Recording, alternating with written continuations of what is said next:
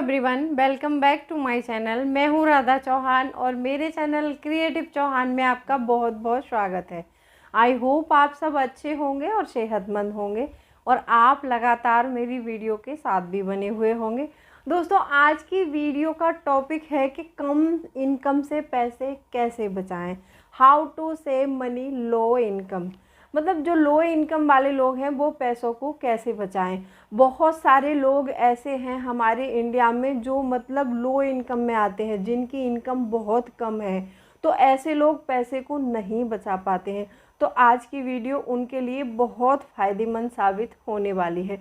तो वीडियो बहुत इंटरेस्टिंग है, वीडियो के अंत तक ज़रूर बने रहिएगा। और अभी तक आपने चैनल को सब्सक्राइब नहीं किया है तो आपसे एक रिक्वेस्ट है, अपने क्रिएटिव चौहान चैनल को सब्सक्राइब करिए और बेल आइकन को भी ज़रूर प्रेस कर दीजिएगा ताकि ऐसी ही इंटरेस्टिंग वीडियो की नोटिफिकेशन आपको मिलते रहे। दोस्तों, वीडियो पसंद आए तो एक लाइक ज़रूर कर दीजिएगा और वीडियो अगर लगता है कि किसी और के काम का है तो शेयर भी ज़रूर कीजिएगा। तो चलिए बढ़ते हैं वीडियो में नेक्स्ट पॉइंट की ओर। तो आज का पॉइंट ये था कि मतलब लो इनकम से पैसे कैसे बचाएं। कुछ लोगों के कमेंट आए हैं कि हमारी इनकम बहुत कम है, पैसे नहीं बच पाते हैं, तो दीदी उसके लिए कुछ ऐसा उपाय बताइए जिससे कि हम पैसे बचा सकें। देखो, जिनकी लो इनकम है उनको हर चीज़ में एडजस्ट करना पड़ेगा थोड़ा थोड़ा। ऐसा होता है, देखो बहुत सारी जगहों में पैसा मतलब इतना इम्पोर्टेंट हो गया है आज के ज़माने में कि बिना पैसे के कोई भी काम नहीं होता है। अगर आपकी इनकम कम है तो आपके लिए पैसे बचाना और ज़रूरी हो जाता है, क्योंकि बिना पैसे के कोई काम होता ही नहीं है। तो सबसे पहली बात आती है इसमें कि जहाँ भी आप रेंट पे रह रहे हैं, देखो जाहिर सी बात है कि जो लोग पैसे कमाने के लिए घर से बाहर निकलते हैं वो कहीं किसी दूर सिटी या फिर कस्बे में जाकर रहने लगते हैं। और आपने देखा होगा कि गांव की अपेक्षा शहर के खर्चे ज़्यादा होते हैं, क्योंकि वहाँ पर हर चीज़ मोल लेनी पड़ती है।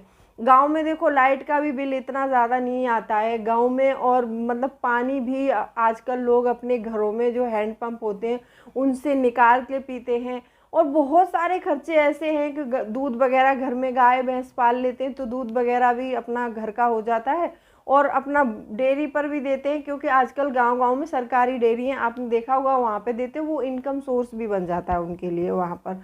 तो गांव की अपेक्षा सिटी के खर्चे ज़्यादा होते हैं। अगर आप गांव में रह रहे हैं तो एडजस्ट हो जाता है, कोई दिक्कत नहीं है। अगर आप सिटी में रहने के बावजूद पैसे बचाना चाहते हैं तो वहाँ पर सबसे पहले आपको यही ध्यान रखना होगा, अगर आपकी इनकम कम है तो उसमें आपको सबसे पहले, जहाँ पर रेंट पे रह रहे हैं, जैसे मान लो आप किसी 2 BHK में रह रहे हैं तो वहाँ 2 BHK का रेंट ज़्यादा होता है। तो आपका एक छोटा बच्चा है या फिर 2 छोटे बच्चे भी हैं और आप हस्बैंड वाइफ हैं, तो आप 1 BHK में भी रह के अपना जो है पालन पोषण कर सकते हैं, रह सकते हैं उस घर में अच्छे से। तो आप अपने घर को बदल लीजिए, ठीक है, तो वहाँ से कुछ पैसा बचेगा आपका। अब जैसे मान लो आपके घर की ग्रोसरी का खर्चा मैं बताती हूँ, इसमें पैसे कैसे बचा सकती हैं आप क्या कर सकती हैं। जैसे मान लो हर रोज़ आपके यहाँ 1 लीटर दूध आ रहा है तो आप एक दिन 1 लीटर, एक दिन आधा लीटर करके ऐसे करके दूध में यहाँ से पैसे बचा सकती हैं। सब्जियों की अपेक्षा आप दाल ज़्यादा बनाएं, सब्ज़ी हफ्ते, क्योंकि सब्ज़ी भी देखा होगा आपने कि एक हफ्ते की सब्ज़ी 500 रुपये से कम में नहीं आती है। अगर आप ऐसा करती हैं कि जैसे ज़्यादा सब्ज़ी खरीदती हैं तो उसकी अपेक्षा आप कुछ दिन दाल बनाइए, कुछ दिन कढ़ी बना लीजिए, कभी कुछ बना लिया, तो सब्जियों की परचेसिंग थोड़ी कम करेंगे आप तो वहाँ भी पैसे बचा सकते हैं। और ग्रोसरी में पैसे कैसे बचा सकती हैं आप क्या कर सकती हैं, जैसे बहुत सारे लोग ऐसे होते हैं कि पैकेट वाली चीज़ें लेना ज़्यादा पसंद करते हैं, तो आप पैकेट के बजाय खुली दाल, खुला बेसन, खुली हुई सूजी, ये सारी चीज़ें मतलब आप ऐसे बाय कीजिए जहाँ सस्ती शॉप हो वहाँ से। आपने देखा होगा जब हम लोग मार्केट में निकलते हैं तो बहुत सारी जगह पटरी मार्केट लगती है, तो वहाँ पर ये खाने पीने के और घर के जो यूज़ करने वाले प्रोडक्ट हैं मिलते हैं, जो आप किराना स्टोर से लेंगे उसकी अपेक्षा वहाँ से सस्ते मिल जाते हैं, तो वहाँ से परचेस कर सकते हैं। ऐसा नहीं है कि वो मतलब जो प्रोडक्ट जो बेच रहा है, खुला बेच रहा है, वो घटिया प्रोडक्ट है, घटिया नहीं होते। उनमें क्या होता है कि बस थोड़ा मोड़ा कचरा जैसे आ जाता है, कोई लकड़ी वगैरह दाल में जैसे आ गई है, या फिर कोई ऐसी दाल है तो उसमें थोड़ा बहुत होता है, तो आप उसको थोड़ा सा टाइम मैनेजमेंट करके आप उसकी साफ़ सफाई करके प्रॉपर डब्बों में भर के और अपना स्टोर कर लीजिए।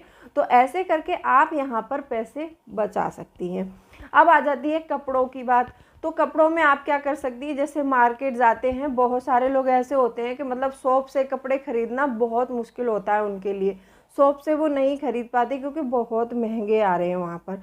तो आप क्या कर सकते हैं, यहाँ पर मैंने देखा है कि दिल्ली शहर में बहुत सारी ऐसी मार्केट लगती है यहाँ पर, जो कि पटरी मार्केट बोलते हैं, उनमें भी अच्छे अच्छे कपड़े मिलते हैं और आप वहाँ से परचेस कर सकती हैं। बहुत फैशनेबल कपड़े मिलते हैं और बहुत कम रेट में मिलते हैं। यहाँ पर एक मार्केट लगती है सरोजनी मार्केट, उसमें मैंने देखा है गर्ल्स के कपड़े ले लो या फिर बॉयज़ के ले लो, किसी के भी ले लो, कपड़े बहुत अच्छे मिलते हैं और बहुत कम रेट पर मिलते हैं। तो आप ऐसे करके आसपास देखिए कि आपके जहाँ पर आप रह रहे हैं लोकल मार्केट कैसी है, कहाँ पर क्या चीज़ सस्ती मिलती है, तो रिसर्च भी कीजिएगा। तो ऐसे करके अगर आपकी कम इनकम है तो आप उससे पैसे ज़रूर बचा पाएंगी। ये थे कुछ नॉर्मल पॉइंट। अब बढ़ते हैं नेक्स्ट पॉइंट की ओर। आप क्या कर सकती हैं, बहुत से लोगों को मैंने देखा है कमाते कम हैं तो उनको क्या होता है कि ईएमआई पर चीज़ें परचेस करने का बहुत शौक़ हो जाता है। वो क्या करते हैं कि जैसे कोई 15-14 हज़ार का मोबाइल है, 15 या फिर 14 हज़ार का, तो उनके बस में नहीं है वो लेना, लेकिन वो चाहते हैं कि वो उस मोबाइल को ख़रीदे। तो वो क्या करते हैं कि दुकान पर जाएंगे और दुकान वाले तो बैठे ही आपको लूटने के लिए। तो आप वहाँ पर वो आपको सलाह देते हैं कि ईएमआई पे परचेस कर लो, आप मंथ में 1000 या फिर 1500 देते रहना और आपको मोबाइल मिल जाएगा। तो आप ईएमआई पर चीज़ें परचेस कर लेते हैं।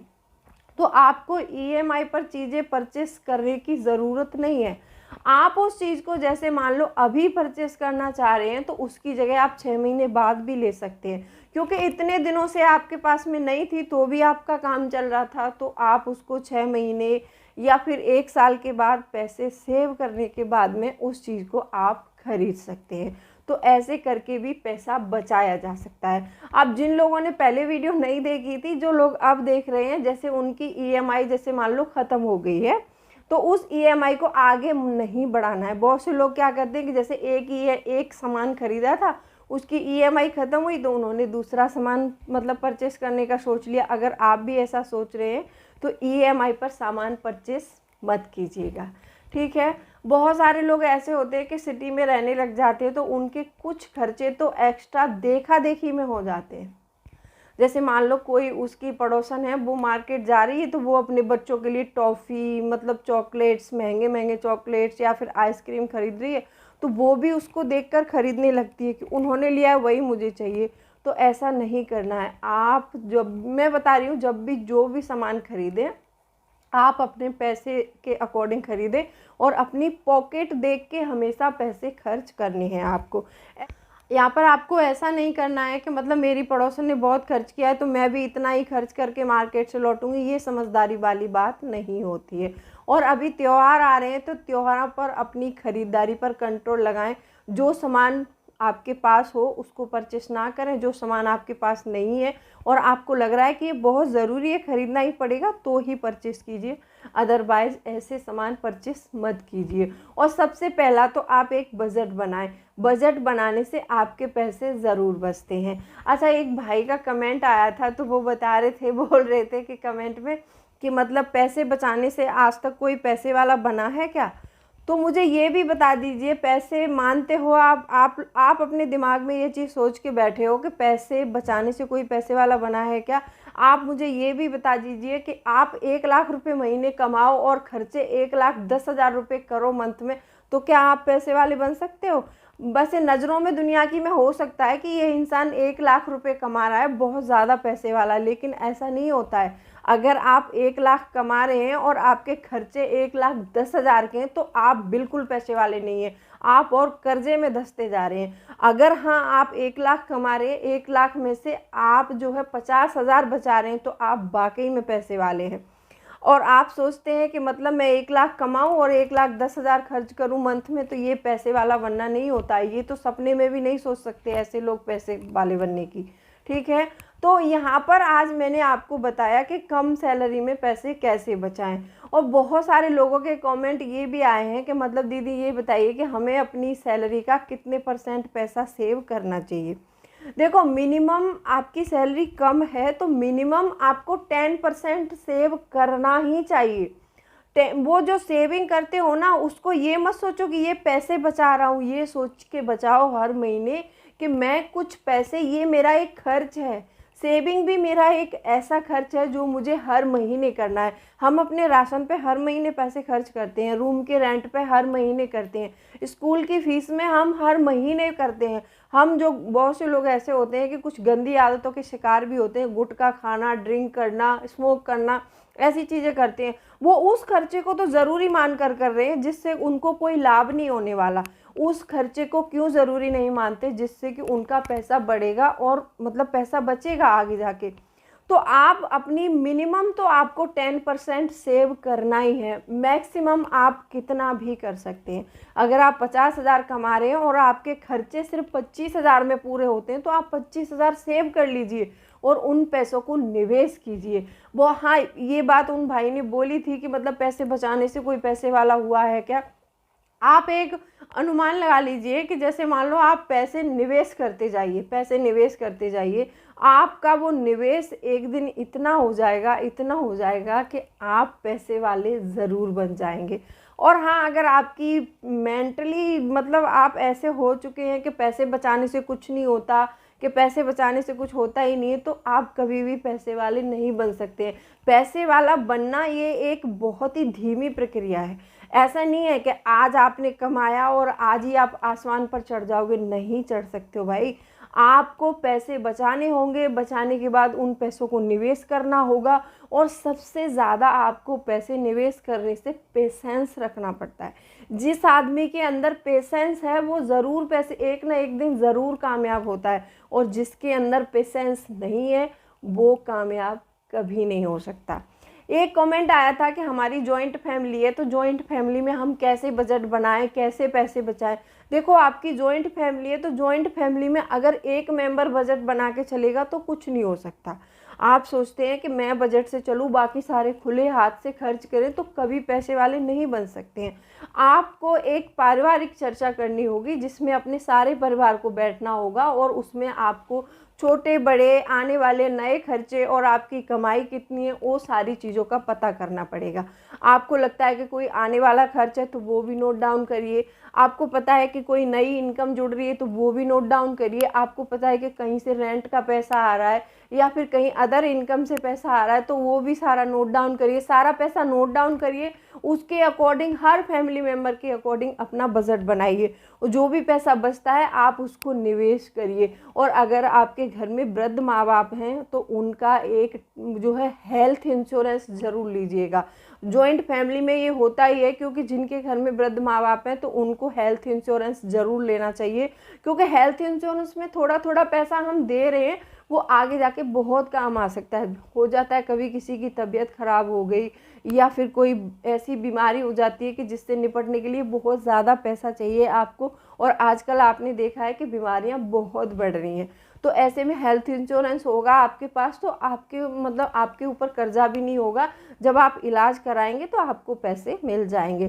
तो ये पॉइंट मतलब बहुत ज़्यादा महत्वपूर्ण है एक जॉइंट फैमिली के लिए, और जिसकी इनकम भी कम है और मेंबर भी ज़्यादा हैं। आप वृद्ध माँ बाप हैं तो उनका तो लीजिए ही लीजिए, और आप अपने सबके भी हेल्थ इंश्योरेंस लीजिएगा, ठीक है। जो वृद्ध माँ बाप हैं एक बहुत से ऐसे होते हैं कि उनका अलग करवाइए और अपना अलग करवाइए, क्योंकि जो हमारे वृद्ध होते हैं उनकी ईएमआई जो है ज़्यादा जाती है और जो जवान बच्चे हैं उनकी ईएमआई कम जाती है। तो आप ऐसे करके हेल्थ इंश्योरेंस ज़रूर लीजिए। और आप सभी अपने जो भी हैं तो टर्म इंश्योरेंस भी आपको लेना चाहिए, और उसके बावजूद भी आपको एक इमरजेंसी फंड इकट्ठा करना चाहिए और अपने पैसे को निवेश ज़रूर करना चाहिए। तो बहुत से लोग ऐसे होते हैं कि निवेश में, गांव के लोग आज भी निवेश पर ज़्यादा विश्वास नहीं करते हैं, लेकिन निवेश जो करना होता है ना, निवेश शायद शॉर्ट टर्म में आपको पैसा ना दिखे लेकिन लॉन्ग टर्म में निवेश के बहुत फ़ायदे होते हैं। तो वीडियो कैसी लगी कमेंट सेक्शन में ज़रूर लिख दीजिएगा, और वीडियो अच्छी लगी हो तो वीडियो को लाइक शेयर ज़रूर कर दीजिएगा। तो चलिए मिलती हूँ अगले वीडियो में, तब तक के लिए bye bye, thanks for watching.